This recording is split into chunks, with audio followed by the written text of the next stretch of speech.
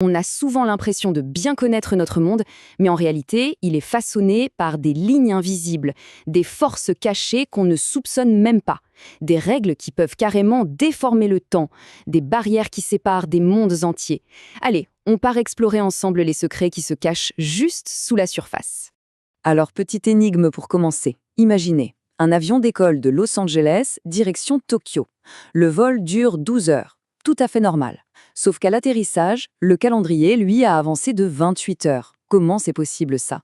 Ce n'est pas de la science-fiction, non. La réponse n'est pas dans la physique, elle est bien plus simple. C'est juste une ligne invisible tracée sur une carte. Eh oui, la clé de l'énigme, c'est une invention purement humaine. Une ligne invisible, mais qui a un pouvoir incroyable. Celui d'ajouter ou de retirer une journée entière à notre vie. C'est fou, non? Allez, on regarde comment ça marche? Cette ligne, c'est la fameuse ligne internationale de changement de date. C'est juste une convention, un accord mondial. Mais le principe est simple. Si on la franchit en allant vers l'ouest, hop, on avance d'un coup de 24 heures. Et si on va vers l'est, au contraire, on recule d'un jour.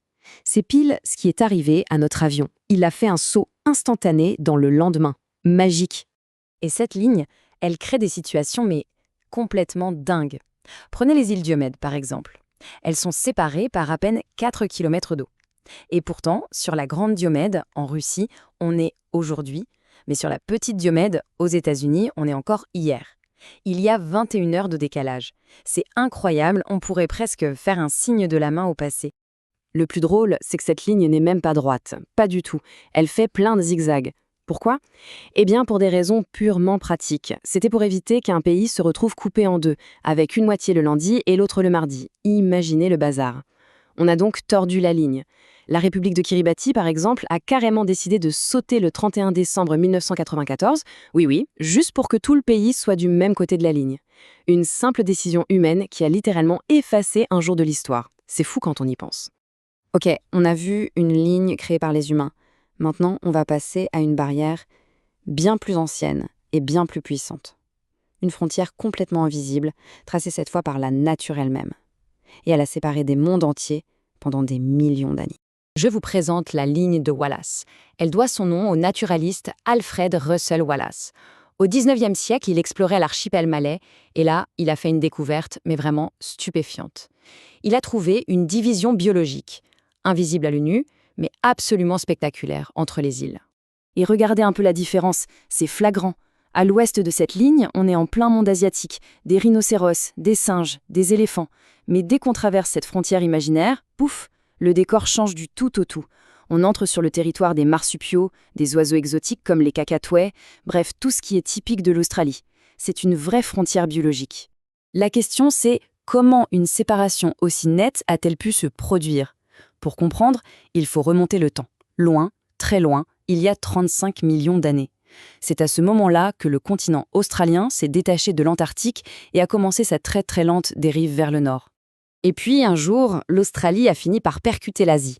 Cette collision a fait émerger plein d'îles. Mais, il y avait un mais, une fosse océanique incroyablement profonde et des climats complètement différents ont agi comme un véritable mur infranchissable. En gros, les animaux d'Asie ne pouvaient pas survivre au climat sec de l'Australie et vice-versa. La ligne de Wallace, au fond, c'est un peu la cicatrice de cette énorme collision entre continents. Bon, on a vu des lignes invisibles. Maintenant, si on allait encore plus loin, et si on explorait des mondes entiers qui ont carrément disparu. Des sortes de continents fantômes avalés par la Terre et dont il ne reste que quelques tout petits indices. Pour comprendre comment un monde entier peut disparaître, c'est assez simple en fait. Il faut s'imaginer la surface de la Terre comme un puzzle géant. Les pièces de ce puzzle, ce sont les plaques tectoniques. Et elles bougent tout le temps. Parfois, une plaque, plus dense, est forcée de glisser sous une autre. Ce phénomène a un nom, la subduction. Et c'est impressionnant. La plaque est littéralement avalée par le manteau terrestre. Elle disparaît pour toujours. Alors, comment on fait pour retrouver une plaque disparue? C'est un vrai travail de détective géologique. Des scientifiques sont allés à Bornéo pour analyser de très vieilles roches. Il faut voir ces roches comme des sortes de capsules temporelles magnétiques. Et leur signature magnétique, eh bien, elle ne correspondait à aucune plaque tectonique qu'on connaissait. Alors, avec des modèles informatiques hyper puissants, ils ont réussi à reconstituer la pièce manquante du puzzle. Et ils ont découvert une plaque fantôme qu'ils ont appelée Pontus. Et attention, ce monde perdu, il n'était pas petit. Il était immense. La plaque de Pontus faisait environ un quart de la taille de l'océan Pacifique. C'est énorme. C'est comme un continent entier qui a été effacé de la carte.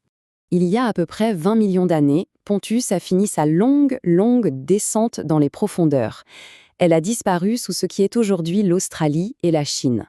C'est toute une histoire géologique qui était perdue et qu'on a pu redécouvrir grâce à des cailloux qui, en quelque sorte, se souvenaient d'où ils venaient.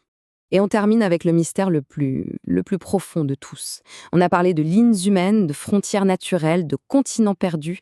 Maintenant, on va s'intéresser à un signal. Un signal venu des profondeurs de l'Antarctique. Et ce signal, il pourrait bien tout remettre en question, y compris les lois de la physique telles qu'on les connaît. Au cœur de cette énigme, il y a une particule bien étrange, le neutrino.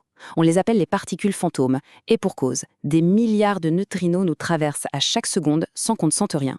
Ils sont presque impossibles à détecter. Et pourtant, ce sont de véritables messagers cosmiques, qui transportent des secrets venus d'événements lointains comme l'explosion d'étoiles. Alors pour essayer d'attraper ces fameux messagers, les scientifiques ont mis au point une expérience incroyable, appelée ANITA.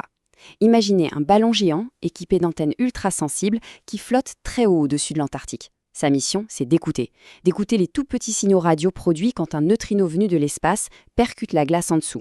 Sauf que Anita a détecté quelque chose de complètement impossible, des signaux. Mais pas des signaux qui venaient d'en haut, du ciel, non. Des signaux qui semblaient jaillir d'en bas, des profondeurs de la Terre elle-même. Des signaux très puissants qui, en théorie, auraient dû être totalement bloqués par des milliers de kilomètres de glace et de roches. Et c'est là que ça devient vraiment un casse-tête, parce que selon tout ce qu'on sait en physique, ce n'est tout simplement pas possible. Un neutrino avec une telle énergie aurait dû être absorbé par la Terre bien avant d'atteindre la surface.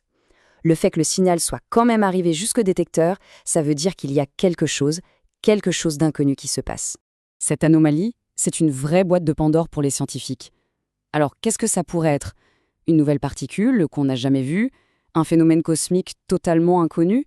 Peut-être même le premier indice concret sur la mystérieuse matière noire. Ou alors, et c'est l'idée la plus vertigineuse, est-ce que ça veut dire que notre vision de l'univers, ce qu'on appelle le modèle standard de la physique, est tout simplement incomplète? Au final, ce qu'on voit, c'est que notre perception du monde est incroyablement limitée. Il y a des lignes invisibles qui dictent nos jours, des barrières naturelles qui ont façonné la vie pendant des millions d'années, des continents entiers qui dorment sous nos pieds et des signaux totalement inexplicables qui émergent du cœur même de notre planète. Tout ça nous amène à une dernière question, forcément. Combien d'autres mondes invisibles nous entourent et attendent juste qu'on apprenne à mieux regarder ?